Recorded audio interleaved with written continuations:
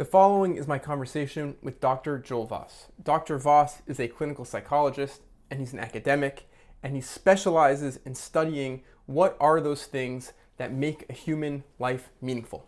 Dr. Voss has written numerous books. He's written a book on the COVID-19 pandemic and the mental health implications of that pandemic. A book of his that I have here is called The Economics of Meaning in Life. And one of the major themes that this book explores is what is the experience, what are the psychological implications of being a human being in this modern age of ours, living under systems of capitalism, neoliberalism. What's the experience of being a person living in a society where the primary source of worth in your society that we assign, that culture seems to assign to us, is how well we're doing economically, what kind of a job we have, for example. What's the experience of living in a society where we're constantly in competition with other people and our coworkers, trying to get ahead in the workforce, trying to compete for the same jobs, for the same resources? What's the experience of living in a society where we're constantly bombarded by an endless stream of advertisements, of corporations trying to sell us the new item, the item that's going to make us happy or make our lives better? And you'll see as we go on in our conversation, we end up talking about Dr. Jordan Peterson. Themselves, but here's the problem. I know how to stand up to a man who's unfairly trespassing against me. And the reason I know that is because the parameters for my resistance are quite well defined, which is we talk, we argue, we push, and then it becomes physical. Right? Like if we move beyond the boundaries of civil discourse, we know what the next step is. Okay, that's forbidden in discourse with women. And when men are talking to each other in any serious manner, that underlying threat of physicality is always there, especially if it's a real conversation, and it keeps the thing civilized to some degree. You know, if you're talking to a man who wouldn't fight with you under any circumstances whatsoever, then you're talking to someone to whom you have absolutely no respect. If you're a young, white, cisgender, heterosexual man like me, then you probably know a lot of people, a lot of other men who are crazy about Dr. Jordan Peterson.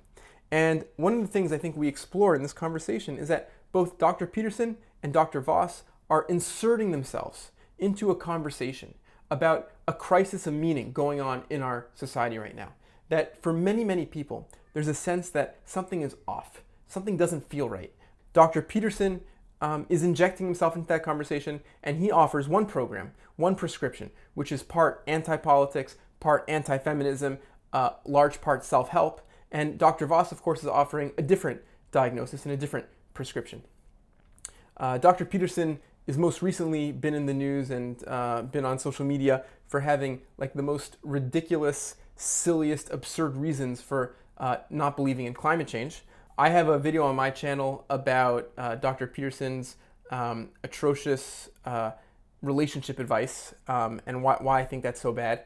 But what is at the core of Dr. Peterson's work and thought? And if you look at his 12 rules for life, his ideas, shoulders back and clean your room and, associate with yourself with people who are good for you, who are going to look after you and things like that, you realize what a picture emerges, an understanding of the world which is entirely, exclusively competitive.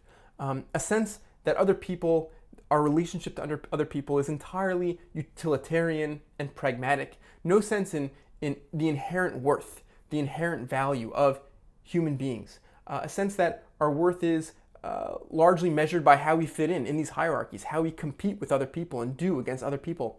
To Dr. Jordan Peterson, the worst thing you could do is criticize hierarchies. And so we explore, Dr. Voss and I, his alternative to that kind of thinking. At the end of this conversation, we get a real special treat. We get Dr. Voss's 12 rules for life, which of course are an alternative to Dr. Jordan Peterson's famed 12 rules for life. As always, I hope you'll help me continue this conversation in the comment section. I really hope you enjoyed this conversation with Dr. Voss, and thank you for watching. Dr. Voss, it's really a pleasure to be speaking to you this morning. Good morning. How are you? Good morning. Yeah, it's a very good honor actually that I can be talking with you, because I have watched a lot of your other interviews and podcasts and they're really very meaningful. So I hope that we will also have a very meaningful conversation today. I know we will. My first question for you is, how are you feeling? Because we've had to postpone a little bit. Yeah, absolutely. So the thing is that I've had COVID in the last weeks, and due to that, unfortunately, I had to postpone it several times. And but fortunately, I'm doing quite well. And in the end, like my COVID symptoms were very mild. It was just a mild flu. But the thing is that what was really surprising to myself is how much I actually started to panic myself in response to my symptoms. And yeah, and I even started to get those images in my head about like having to go to hospital, possibly dying, all those horrible images that we get all the time on the news. But then I thought myself, well, possibly you should stop now. And I reminded myself of my own book that I've written, The Psychology of COVID-19. So I started to almost treat myself with my own words, which was very intriguing. But before we go any further, I just want to point out that I've had the privilege of getting to talk to many different academics on this podcast and this channel, and it's always a wonderful thing. And often there's like a stereotype of what people sort of come to expect.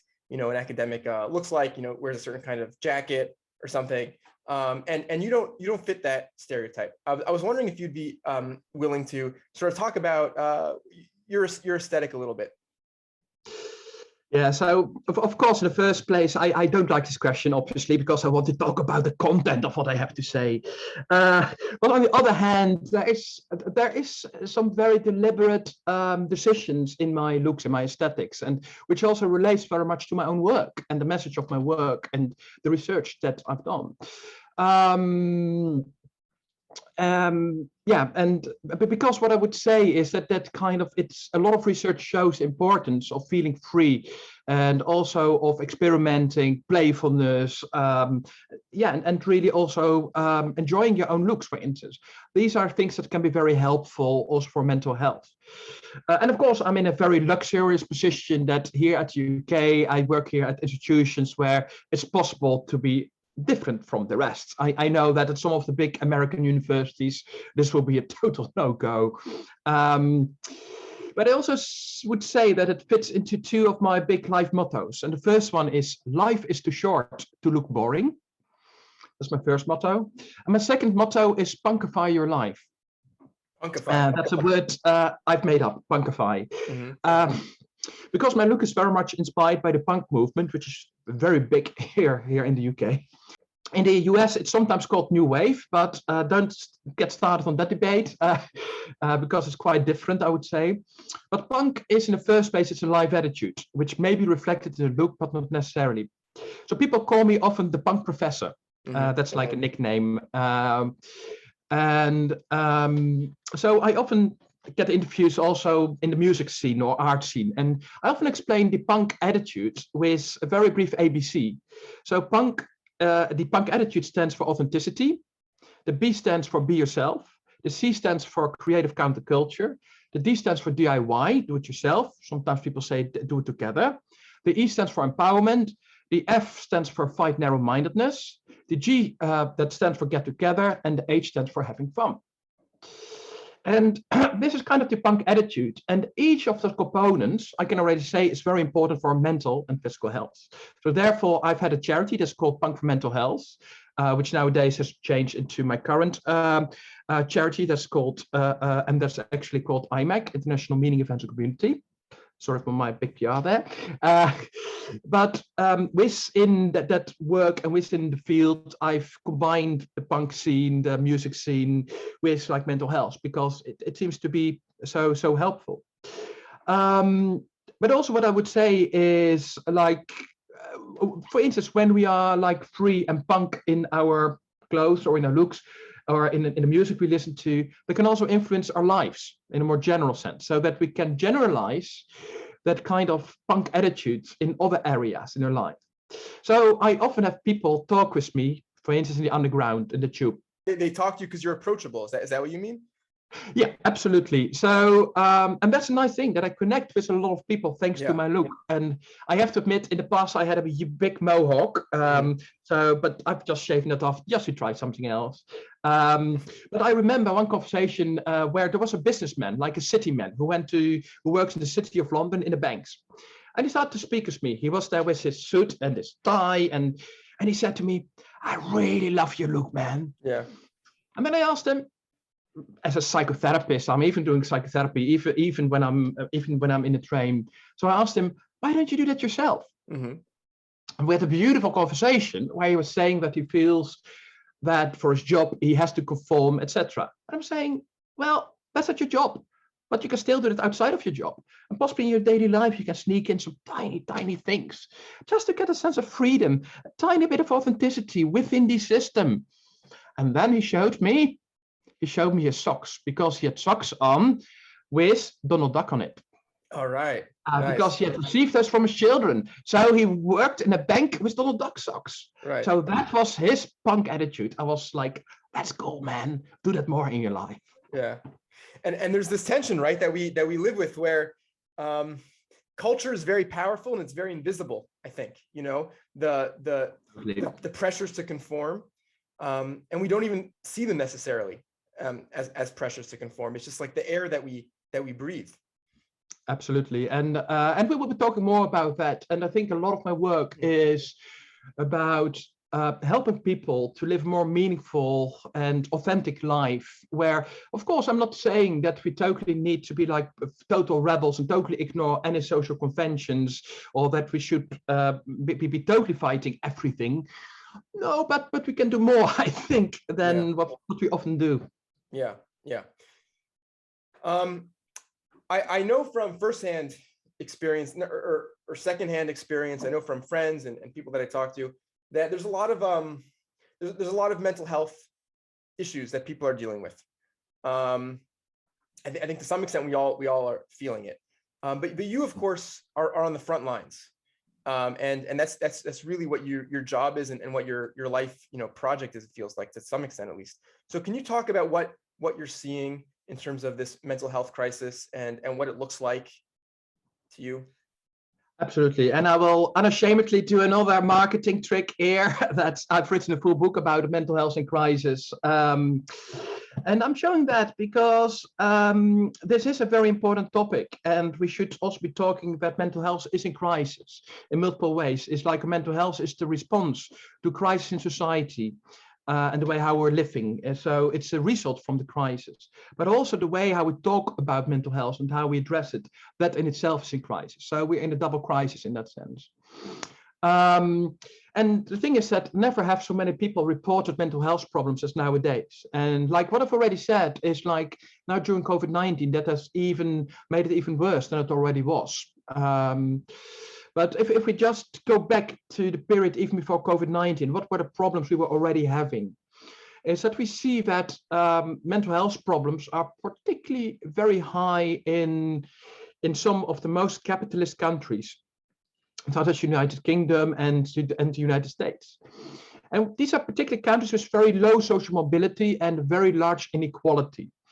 And I'm mentioning this because what we see is that mental health problems, of course, it can affect everyone, but it's particularly people in communities who face some structural oppression, particularly they are very vulnerable to also develop some mental health problems.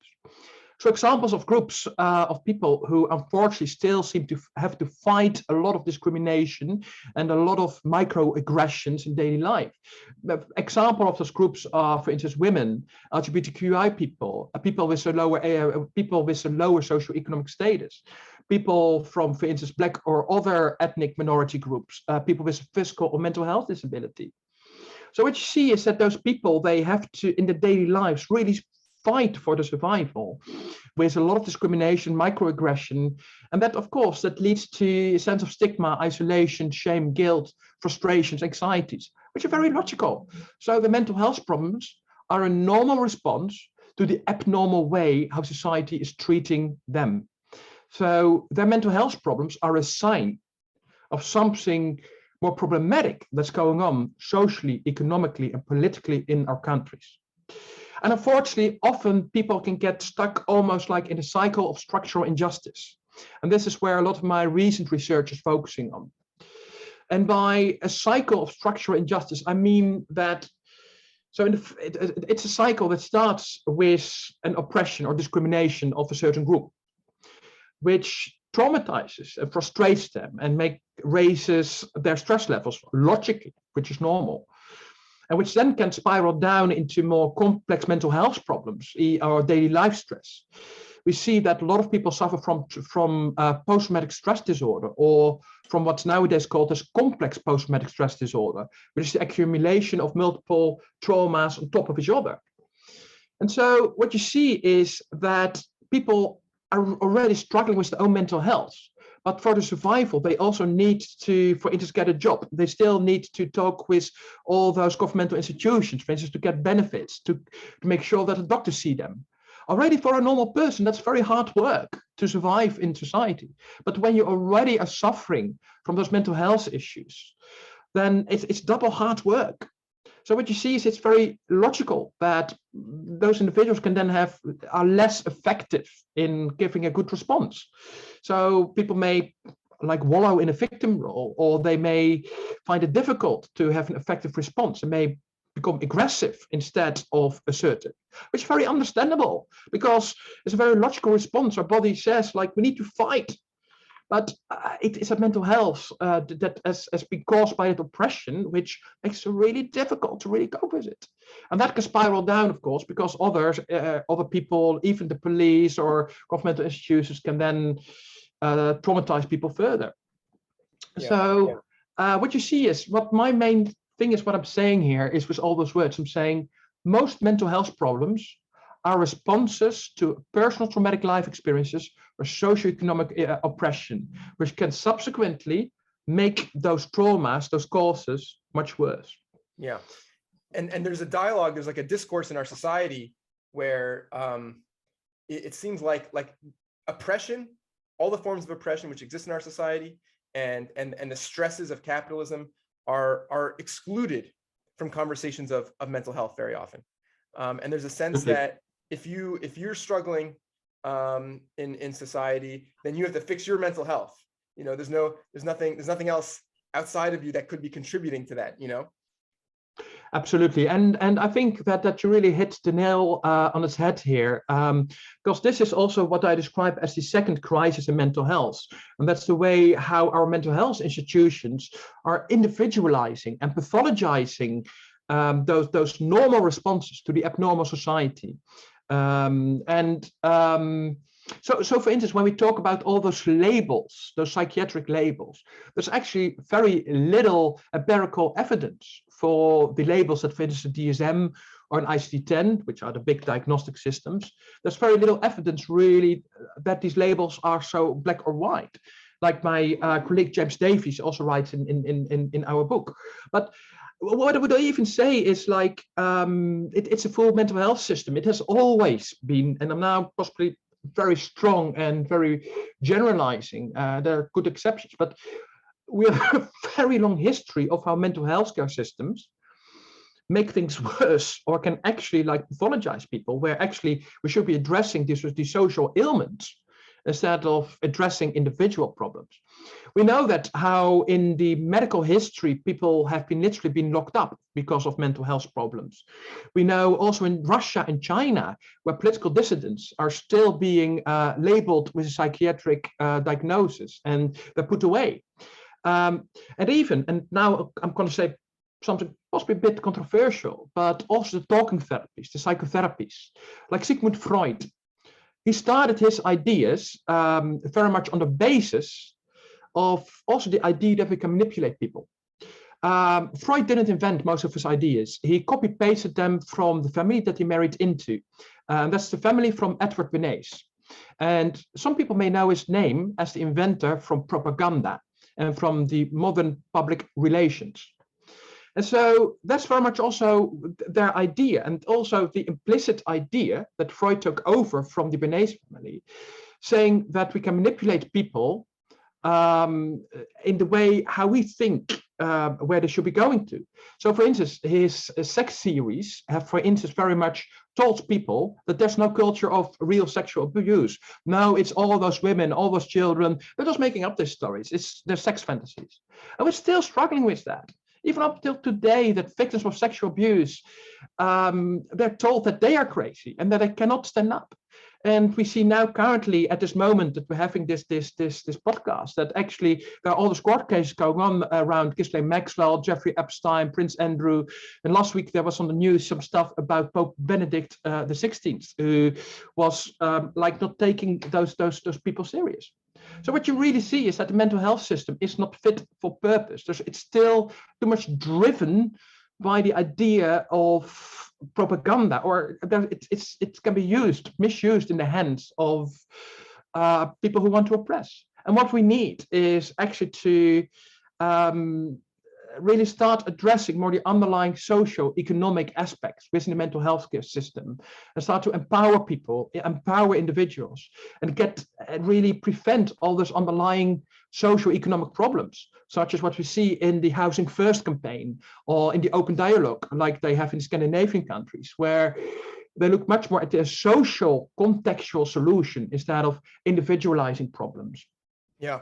And this also means, like, for instance, also making sure that people don't need to struggle with in the daily life with any disabilities or any oppression. For instance, like also universal basic income, which shows that it's much more effective, cost effective, it's cheaper than our current benefit system, but also it improves the self-esteem and the empowerment of individuals. And so these are kind of directions where we may want to be thinking about. Yeah, and a lot of when you talk like that, it reminds me of Michel Foucault's writing and how he talked about the ways in which psychologizing, pathologizing the scientific apparatus around mental health can be used as a tool of oppression. And so yeah, that's very interesting. We talked a little. Yeah, go ahead. Yeah, I just wanted to say that I really like how you've also picked it up about my link with actually Michel Foucault. The thing is that I was already writing a lot in this direction before I started to dive into his work, but it really was like a homecoming when I started to actually read his stuff. And yeah, you're much more readable than him. You're a better writer than Michel Foucault. But it's not very difficult to be actually it's very difficult to it's difficult to be a worse writer than him, right. I have to admit. But he has some very, very inspiring ideas. Yeah. And what I find important is to bring his philosophical ideas to ground it in empirical, systematic research, because this is a big criticism of people who are kind of critical about the capitalist system, that too often we have very nice words, but we cannot back it up by evidence. And that's what I'm doing. Everything I'm saying, I'll be able to give you loads of studies that are supporting for it. I'm always saying that I'm critical of our current system because that's what the research is telling. And that's not me who's saying that. It's not my individual opinion, but it's what the research shows. Yeah. So we talked a little bit about crises of mental health, and the other side of that coin maybe is sort of what it means to thrive, what it means to be healthy mentally. On a personal note, I try not to be very personal on this podcast at all. I usually shy away, but I'll be a little bit personal today. And I'll say that, I come from a affluent upper middle class family, had all the advantages, and I was in America, it could be very hard to get access to mental health treatment unless you have like a real crisis. But I didn't have that problem. I was able to have access to mental health treatment. And I was for many years, I grappled with, I have no crisis. My life is fine. Everything is good, but I just don't feel very happy. I just don't feel like my life is, I felt very empty in a lot of ways. And I a little bit, I tried therapy, and I felt like it wasn't for me. I felt like the therapist was looking for someone in a crisis, and I wasn't in a crisis. I was fine.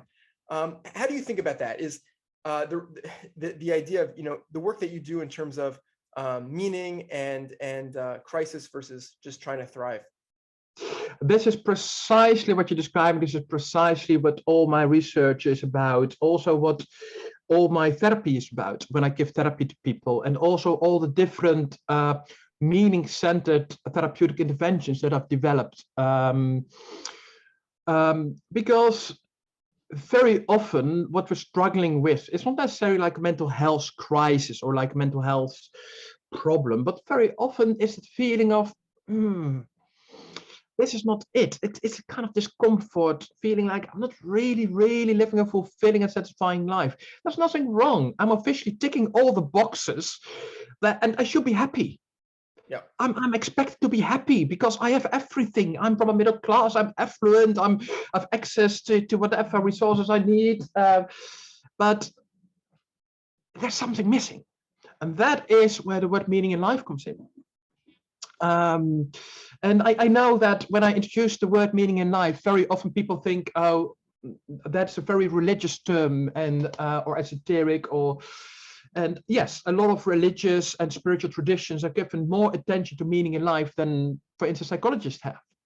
But fortunately, there's a lot of research on it nowadays that shows that the topic of meaning in life, we could talk about that in a non-religious way as well, because it's relevant for everyone.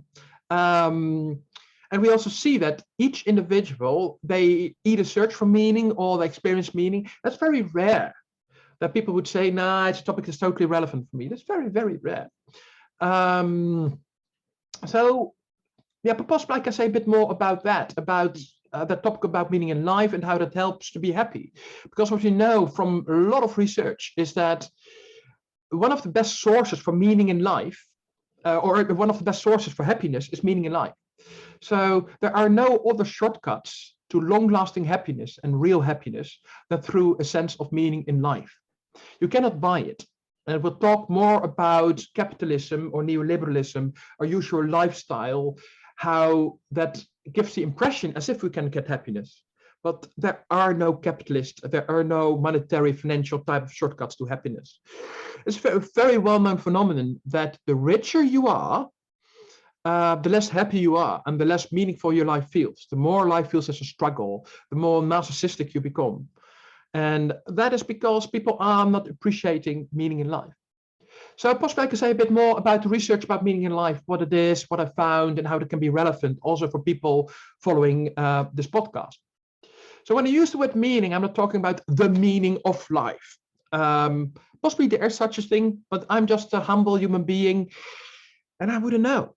I know how other people have taught me. I know what religions tell me, but I'm not God. I'm not like having this kind of overview of what's true, what's not true. However, what I do know is my experience of what's meaningful and what's less meaningful.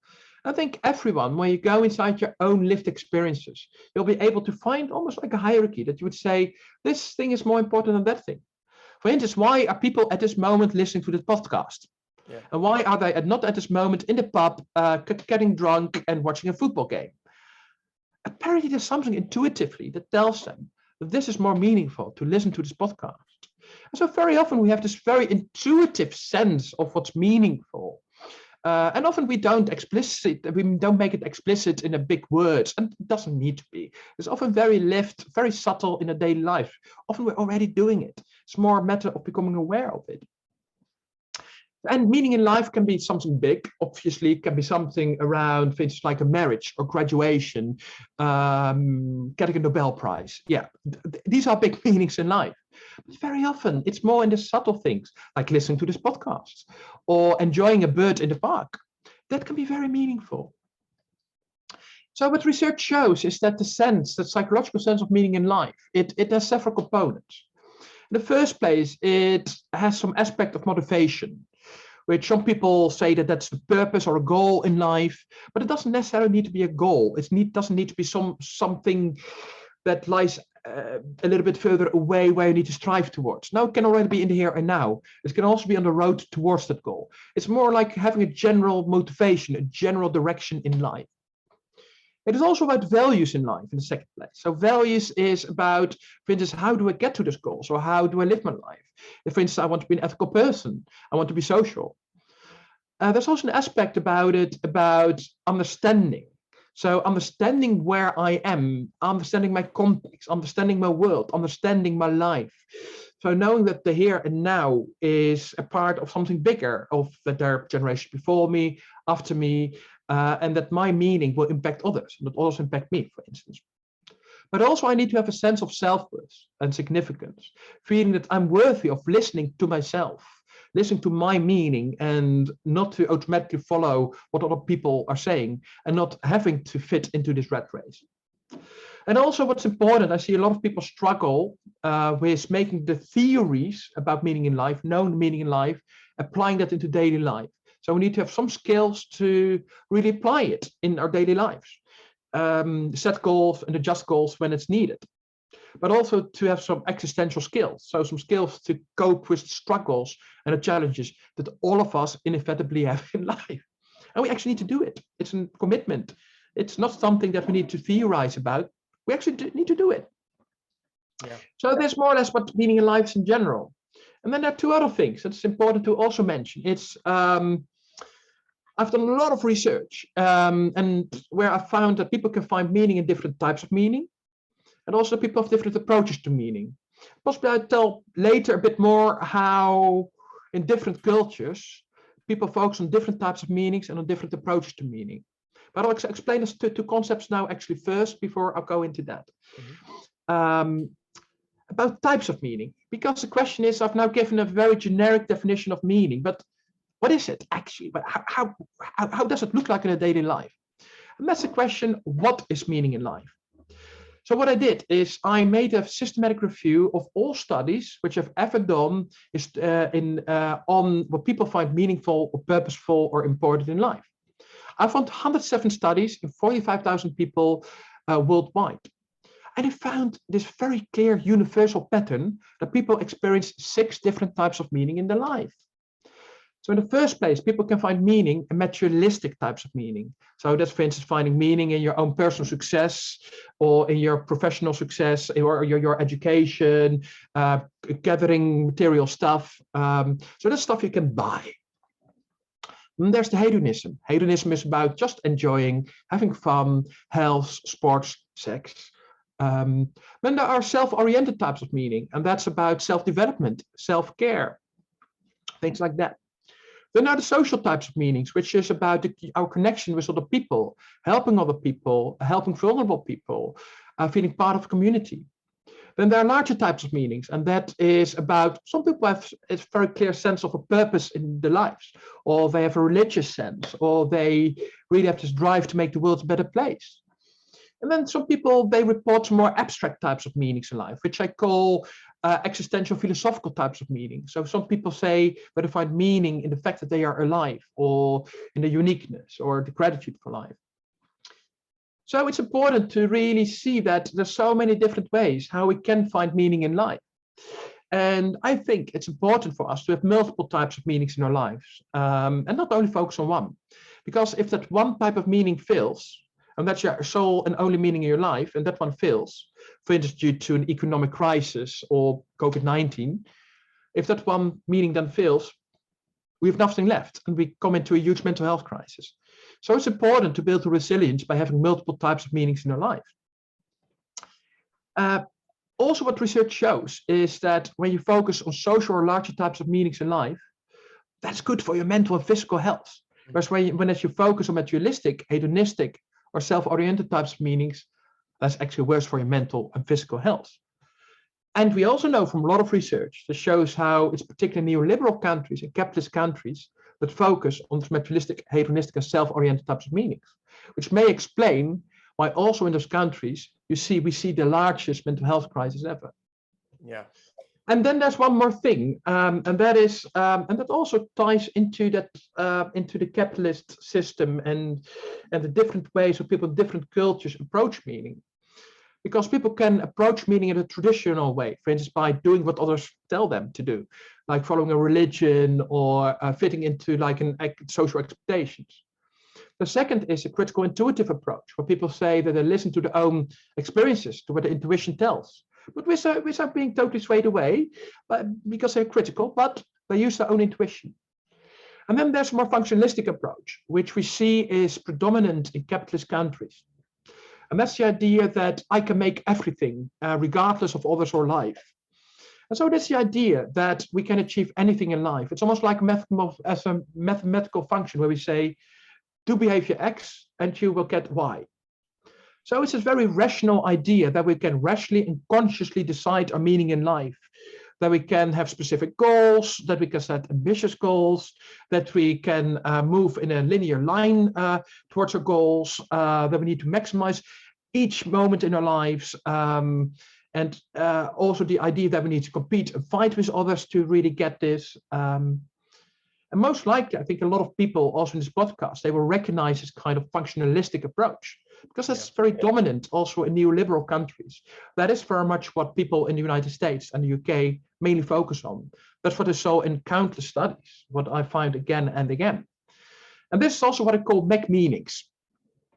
So I call it MEC meanings. Okay. So that is, I understand. Like McDonald's, so it's like the combination of McDonald's and meaning in life. Got it.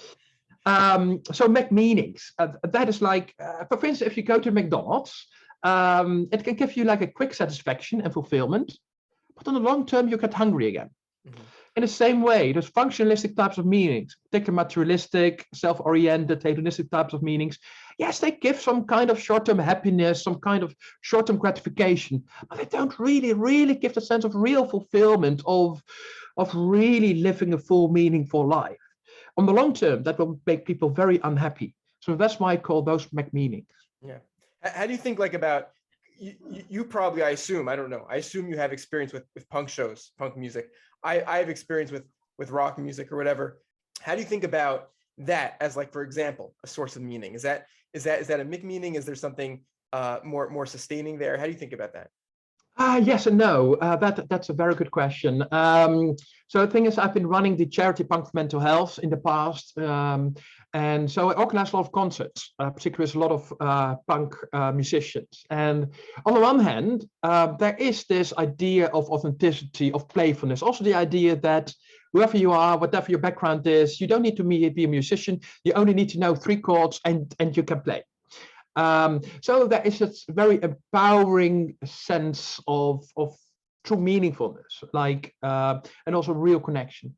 However, unfortunately, that kind of original punk attitude has been taken over, which already happened quite at the start with the Sex Pistols, particularly by McLaren and others who really wanted to make it into a commercial success. So also what you see is people like Johnny Rotten, Lydon, who is one of the people from the Sex Pistols, is a good example how in his early days he was very critical about the system. He was very authentic, but nowadays he's extremely right-wing. He's a big Trump supporter, and for instance, like, he has a huge mansion somewhere in the United States, and there were some homeless people around his house, and he has called the police to move them away. Whereas a lot of the people who listen to his own music, possibly even those homeless people in front of his house, they listen to his music and to his lyrics. So what you see is we need to be very careful. Yeah. Because also what we see is that quite often, because meaning in life or like authenticity sells. So what often companies have done, or people like Johnny Rotten, what he has done is that he has this facade that looks good. He has this facade of looking nice and looking authentic and meaningful, but actually it's just about money. Yeah, and a lot of meetings I feel like could be like that. You know, just thinking from my own experience as a spectator in these shows. You know, for me, I haven't gone to shows in a long time. I'm old now. I have kids. I've sort of aged out. But I look back at those. I'm going to respond to that as well as I did to that one man who was working in the city, like punkify your life. Right. Even in your life, you can. Don't forget. Yeah. But, okay. And my drug of choice, so to speak, not that I was taking any drugs, but the music drug was noise music. I would go to these noise shows in New York City at like 2 a.m, and I would go with one friend of mine. And it was those are powerful experiences that even now, as I look back on my life, as things that stay with me, things that I don't stop thinking about. Some of those experiences have really stayed with me as being powerful, almost like transcendent life orienting experiences, you know, in a weird way. And so what I would say is what you were possibly experiencing there was in those events, multiple types of meaning were happening at the same time. So in the first place, there was materialistic aspect to it, of like you go to someone to a venue, you hear music. That's that practical aspect. But particularly also the hedonism, the just fun, the playfulness, the lightheartedness in life, which is beautiful, which we all need in this very serious life. But then there was also like an aspect about possibly even like challenging yourself, like, okay, I'm going out, I'm trying something wild, something different. And definitely there was that social aspect. I think that was possibly the most important, is being there with others, being connected, feeling part of a wider community, feeling part of an audience, being part of something unique that happened. And that gives even almost like a sense of a larger meaning, something that transcends the here and now, something bigger. Right. Because culture feels, breaking free from like the stifling grip of culture and tapping into something which is maybe Dionysian or feels more primitive and feels more expansive and freeing, that you can't find anywhere else. Like where else can you Yeah, it's one of those concepts that I often talk about this as some kind of islands of anarchy.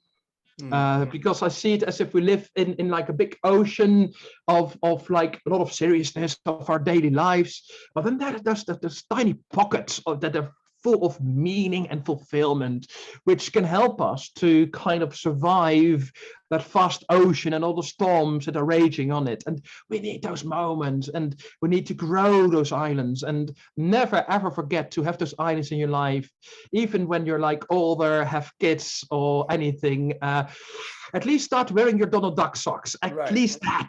Right. Okay, so we talked about functionalism, and you write about that extensively in your book, and how that affects us and affects our mental health, the way we think about human beings and we think about other people, and we think about meaning in our lives, and you talk about how it narrows our capacity to experience meaning and to find meaning. Okay. And so I guess the question is, like what's the alternative? How do you transcend sort of that kind of limitation that our culture seems to impose? So possibly maybe helpful if I introduce first another concept before I tell the alternative to it. I've already said a little bit about how our current system is so much like imposing a certain type of meaning into our lives. But so the thing is, in my book about the economics of meaning in life, I use the term the capitalist life syndrome. Yeah. And I've named the term, it's called after the Stockholm syndrome. Mm-hmm. And the Stockholm syndrome, it's not a formal diagnosis, but it was somewhere in the 70s. There was like a hijack, there was a robbery somewhere in a bank.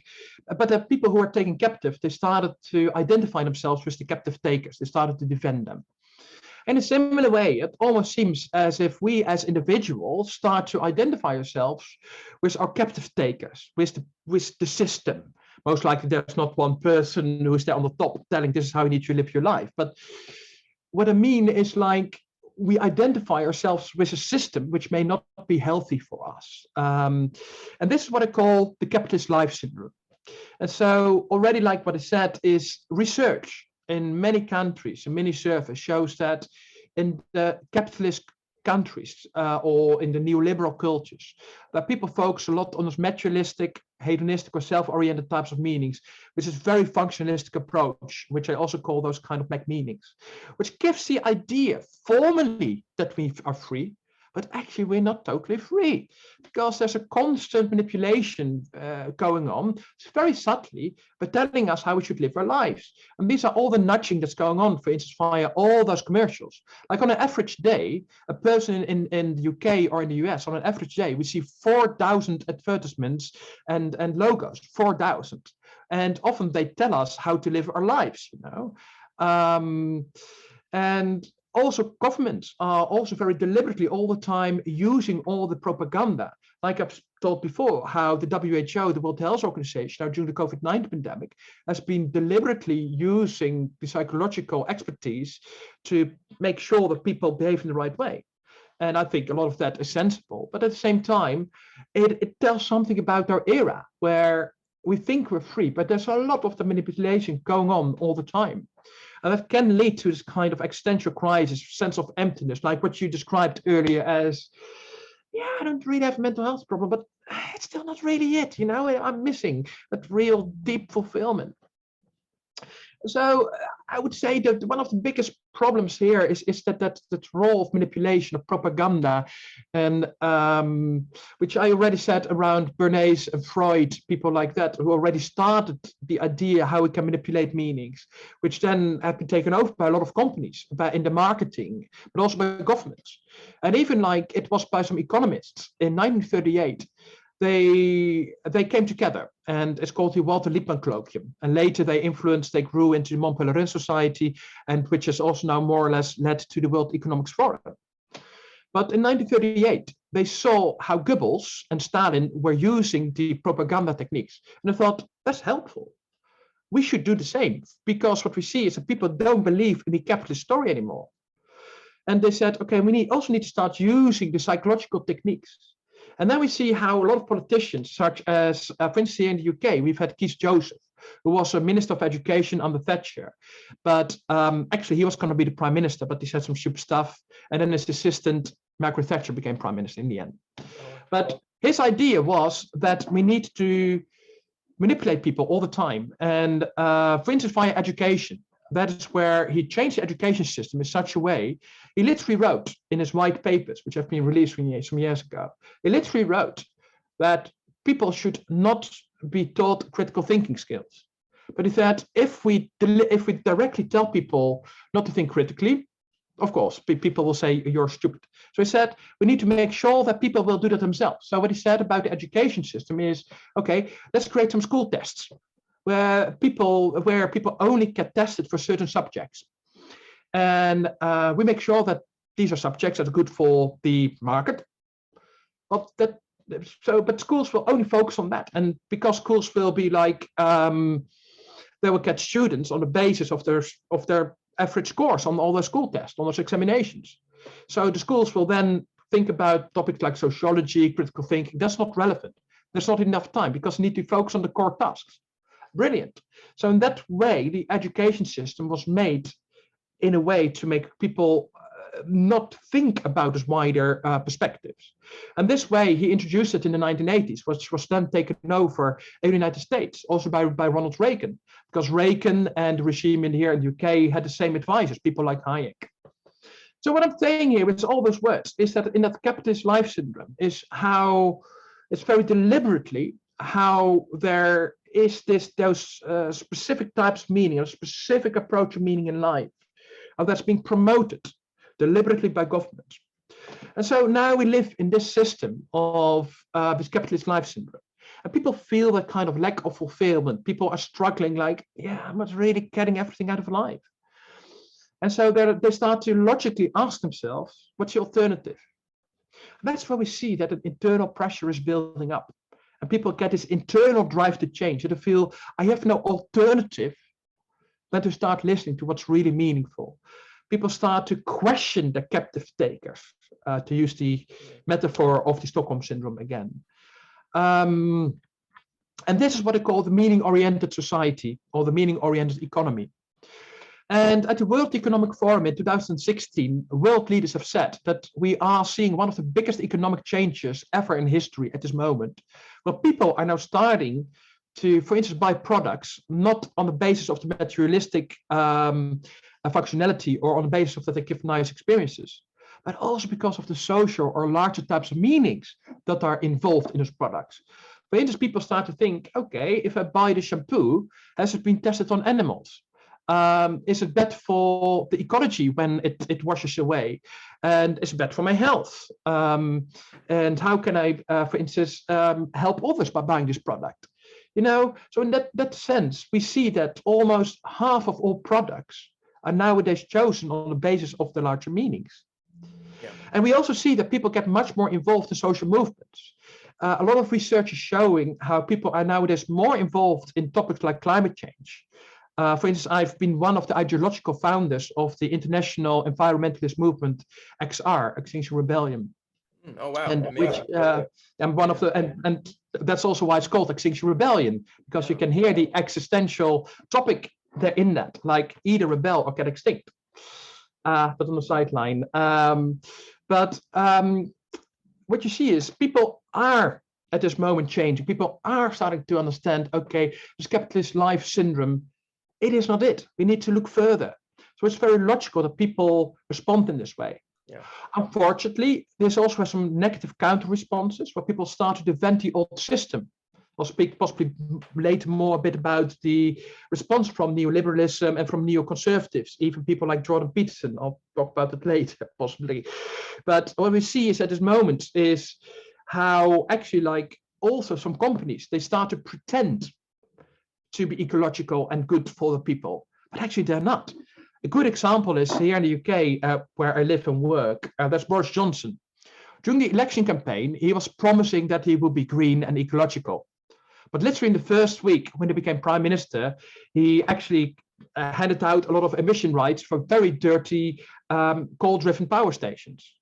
And a lot of companies are nowadays, like here in the UK, we have all the billboards that are all telling about how companies are now all thinking about the climate, etc. I'm like, no, it's just a way to make money. So again, the full social and larger types of meanings are being used or misused by money makers. Yeah, and I think there's a deep emptiness that people feel like you're describing in the modern world, in modern society, which is the capitalist life syndrome.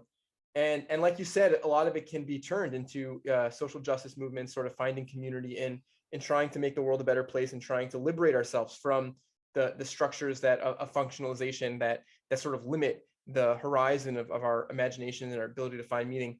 But also, it seems that there's also a movement, especially in America, where I see it all around, which is to fall back into hyper nationalism and find meaning in oppression, basically. You know, a fear of outsiders, a desire for total conformity, and scapegoating people who are different, and rebellion against liberal values of tolerance, values of a free open democracy and things like that.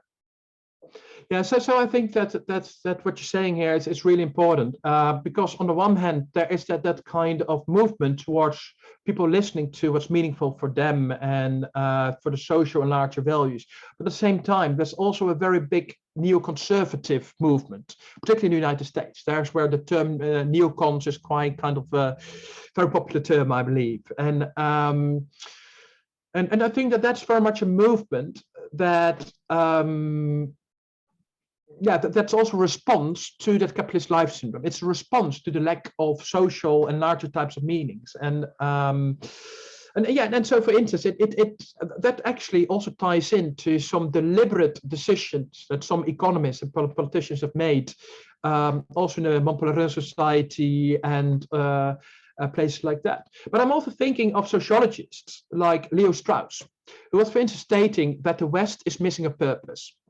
And to some extent, I understand what he was saying, because what he was saying is in our economic system, we're focusing too much on materialism, self-orientedness, hedonism, and that's not good.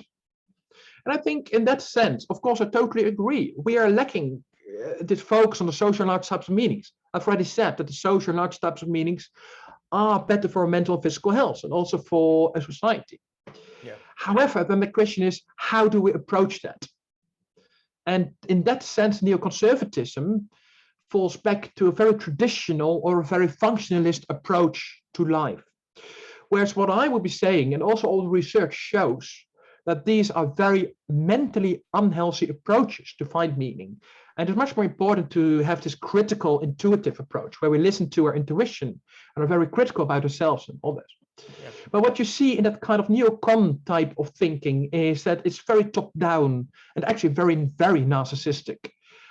So that falls back to the idea from the Walter Lippmann colloquium in 1938, that the intellectual elite must give a purpose, that there are some people who know what's best for most people.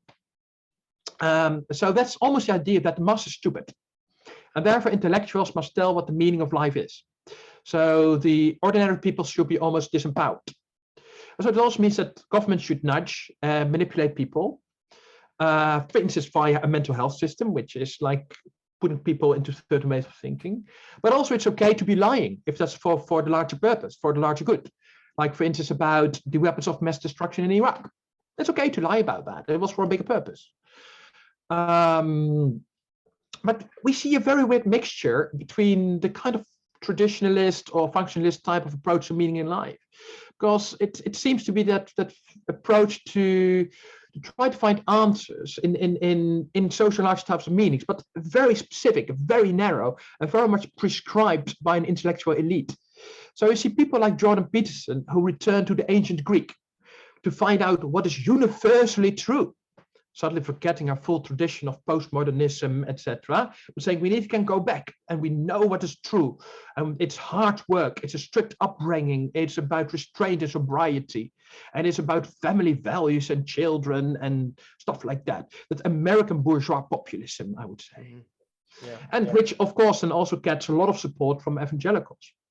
But secretly, they are still remaining very functionalistic. This type of movement is because very authoritarian, very top down, and it's very much the idea that we can control our meaning in life, and that we should work hard, and that we should strive towards an excellence, live life to the max, be rational. A very hard approach, but it's not real place for authenticity, space for humanness, for being a human, for values, human needs.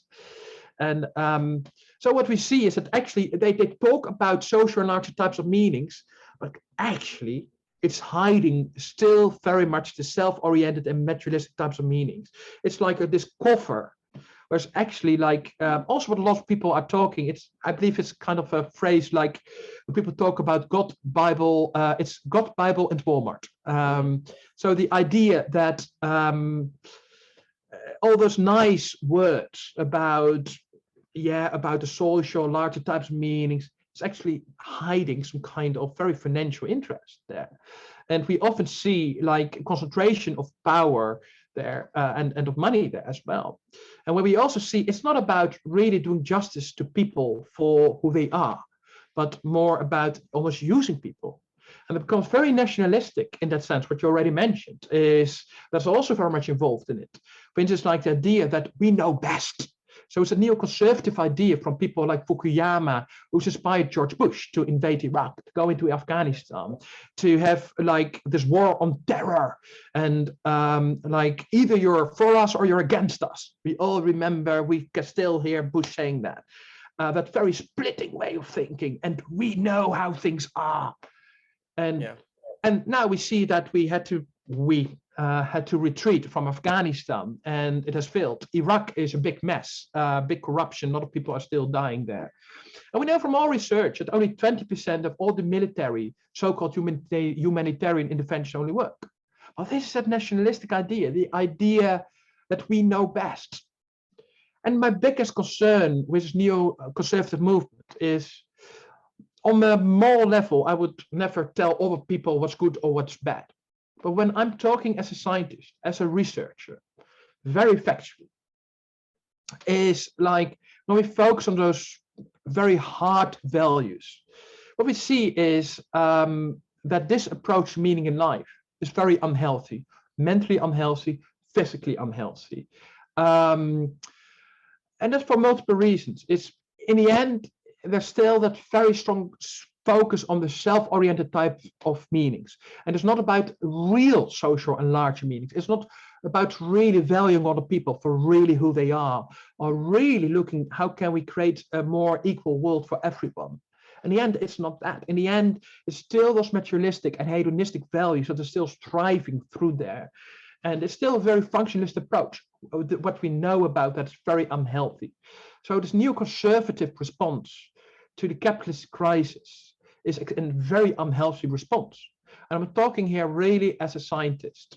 And just to sort of spell out the obvious, I think most people watching know this already, but just to be clear, the reason we keep evoking Jordan Peterson is because he's sort of the other side of this coin. He's also a psychologist who is sort of grappling with these same kinds of the fact that there's a generation of what I think of like these lost boys, these like white, heterosexual males who have like a real crisis of meaning in their lives, and that's really why that's who he's ultimately speaking to with his ideas, and that's who you're speaking to too from a different perspective.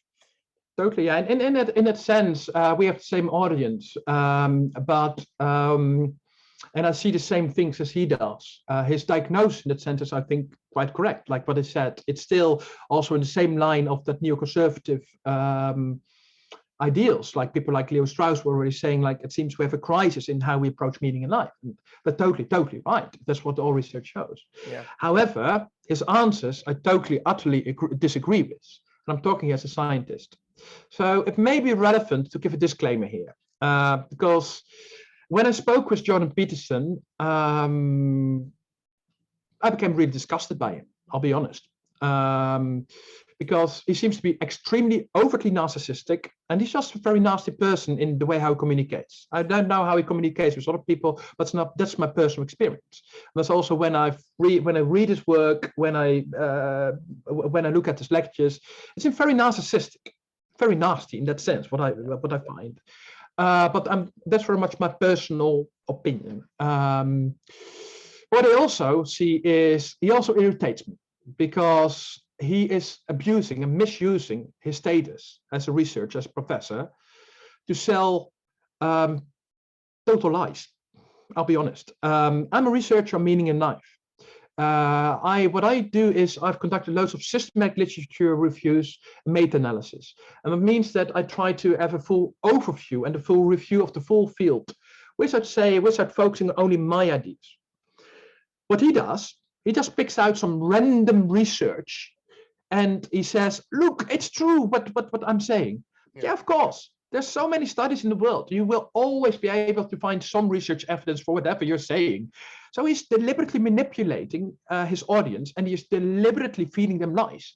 And this is based on also the neoconservative idea that as long as it's for a greater good, it's okay to lie. Yeah. So when I spoke with him, I asked him about that. And of course, he became very upset because I showed how the emperor is naked. So of course, he became very angry about that, obviously.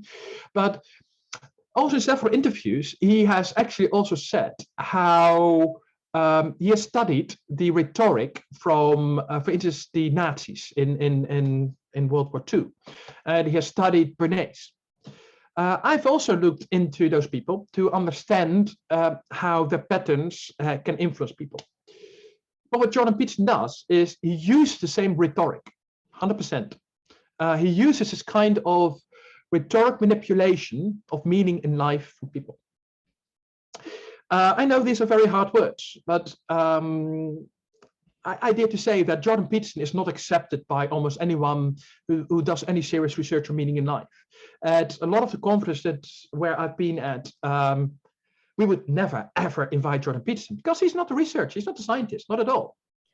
But he presents himself as being that in the wider public, and that's total nonsense. That these are full lies. And I think that as a scientific community, we should really stand up against that.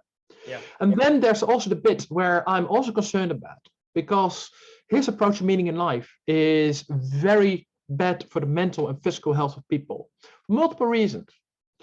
In the first place, he has this very functionalist approach, where, for instance, his main idea is that people are either driven by chaos or they are rule followers, which is very much that rigid, linear way of thinking, which all research shows that attitude is precisely the wrong attitude to live a meaningful life, because it will lead to failure and frustration and will not give you that fulfillment. The idea to focus on Aristotelian goals, such as excellence and self-control, all research shows that makes people more unhappy. Yeah.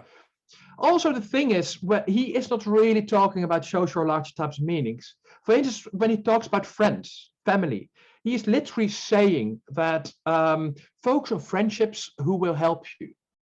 Yeah. So we're not having friends for the sake of having friends or really loving another person. No, it's for yourself. And so it also becomes very authoritarian, like where he's saying it has a right way of doing things. And I know how that should be, he more or less is saying. So there are many authority arguments there. And he's also saying, stand up straight with your shoulders back, fight back, and be aggressive enough. It's like that. So he casts this idea about like a survival of the fittest, you know, that social Darwinism.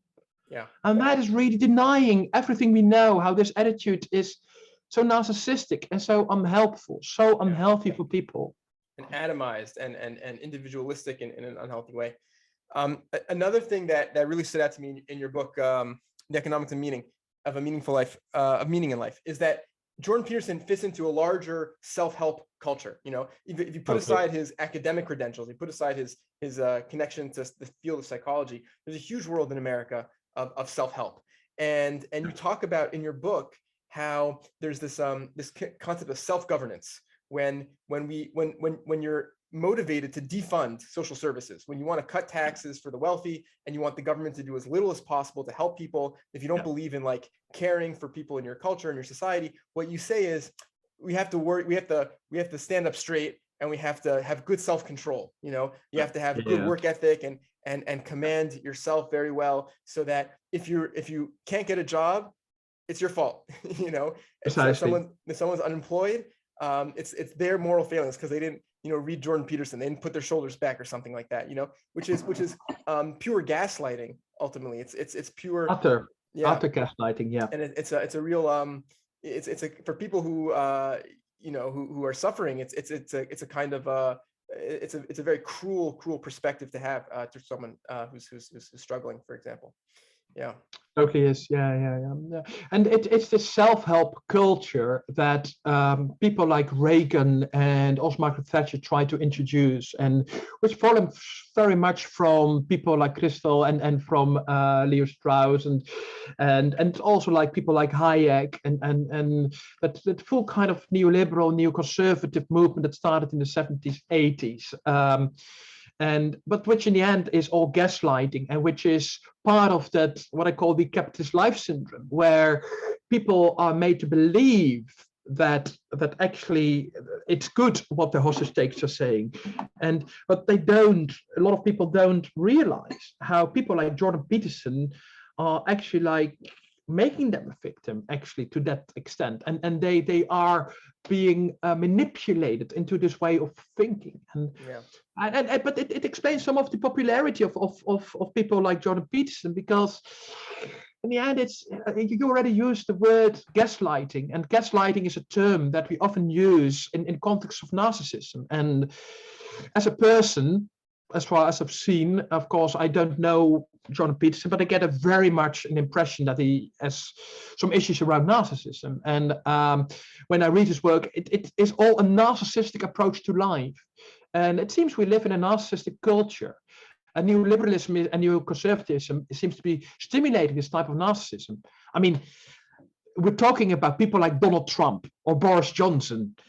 You cannot get more obvious with such narcissistic leaders. I'm literally using them in my courses where I'm teaching on narcissistic personality disorders to teach my students about that. I'm saying, well, instead of like talking about the theory, let's just look at Trump and Johnson. Let's just analyze, what do you see in him? What are the symptoms you see? I'm saying, yep, that's all narcissism. And I guess that, so we live in this narcissistic culture, and where people think and believe that this is the only way to deal with it, that either you're being gaslighted, you're the victim, you're a loser, that's like the image that people like Peterson give, or you're a narcissist yourself and you fight, you can compete, but there's so many alternatives for it, like what I was already saying around, we can live in a different type of society. We don't need to be narcissistic. There's a different way to live like meaningful life in a more meaning-oriented society. That is possible, and that movement is also going, and we should have that hope in that sense. Yeah. You've been so generous with your time, and I at a certain point have to go soon too. So a last question, on a more positive note, I would love to hear Dr. Joel Voss's some of your rules for life, because of course Jordan Peterson is famous for his rules for life, which we've talked about. But what's a positive approach that we should be taking to find a meaningful and good life? Yeah, so the thing is, Jordan Peterson is talking about 12 rules for life, and which is of course a very narcissistic idea that someone can set the rules for other people. That already shows precisely the problems, that he knows the rules, he knows the truth. And also using the number of 12, which is the idea from Jesus' 12 disciples, of course, but also in many ancient religions, the word 12 is the symbol of like a cosmic order. Because Jordan Peterson, Precisely. And obviously, like Jordan Peterson, he's such a wise person. He absolutely knows that. I'm not going to talk about my 12 rules, although I've also put like 12 because you've asked me this beforehand. So I thought, okay, if I were to pretend to be narcissistic and pretend that I know the truth, which I know just what I know, but what would I advise? Which 12 points? I think that my 12 rules follow very much from what I've already been saying. So in the first place, I think it's very important for us to listen critically to our intuition instead of having this traditional or functionalist type of approach to life. Second, I think it's important that we explore what feels meaningful for us. So for instance, explore all those different types of meanings that are possible in life. And like, look for yourself what has been meaningful already in the past, the present, what could have possibly introduced as something new. But look, what feels for you meaningful? And also focus, particularly, I would say, in the third place, focus on particularly on the social and larger types of meanings, such as social connections, belonging to a community, helping others, but also trying to make the world a better place for everyone. But at the same time, and the fourth point is like have a mixture of all types of meaning, though. So despite try to have the main focus on the social and large types of meanings, also focus on the materialistic or hedonistic stuff. Like you were already talking about going to rock concerts. Absolutely. Have that kind of fun. Make sure you have enough fun. And also there's nothing wrong with like hedonistic pleasures or sex or things like that. That's okay. We may need all of that in our life. We need to have that mixture as a balance. But absolutely make sure that the main focus is on the social larger types of meanings. On the fifth place, it's important to also allow ourselves to be human and to be self-compassionate. We do not need to be as hard as Jordan Peterson is saying. We're just humans and we are who we are and with all our needs and we are okay. And try to tell that to yourself and listen to yourself in that sense. In the sixth place, do not let governments or companies manipulate us. Make up your own mind. Develop your critical thinking skills. Inform yourself, for instance, by following your podcasts. That's a very good example. And reading your books. And possibly as well. Seventh point, do not be a narcissist and do not feed narcissists. Love others for who they are and do not instrumentally use them.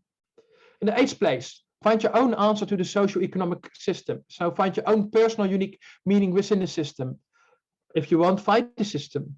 Or if you want, create alternatives. Or believe in alternative utopias. But most of all, punkify your life. So be authentic. You must be a little bit rebellious, albeit by wearing some Donald Duck socks. And ninth place, do not believe that your psychological problems are always about you, because your emotions can be a normal response to an abnormal situation. So always be realistic and ask yourself, what are the real threats? What can my mental health problems be a response to? So do not immediately pathologize or yourself.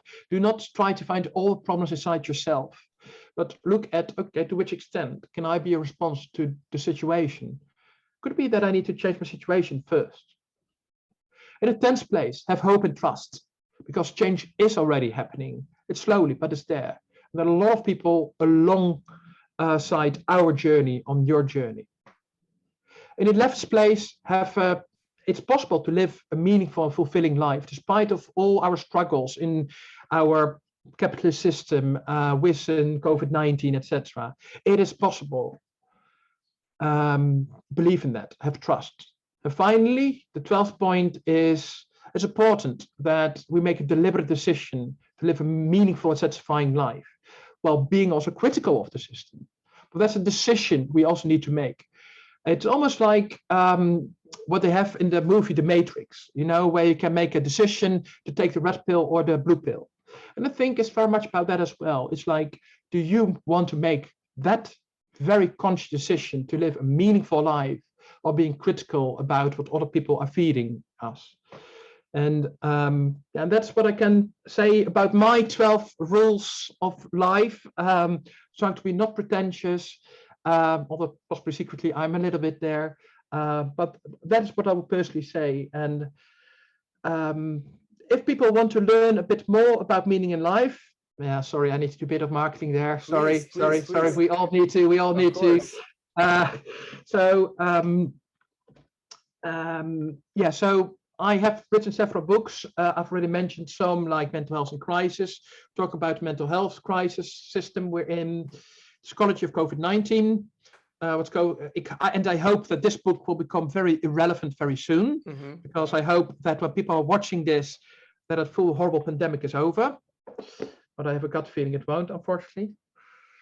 Of course, the Economics of Meaning in Life, which is more or less my magnum opus for now. For people who are interested, how do we do this with clients? So I've Meaning in Life, an evidence-based handbook for practitioners, which summarizes all the research in the field on how we can work with meaning in life. People can go to my personal website, voss.com. And I'm also the director of IMEC, International Meaning Events and Community.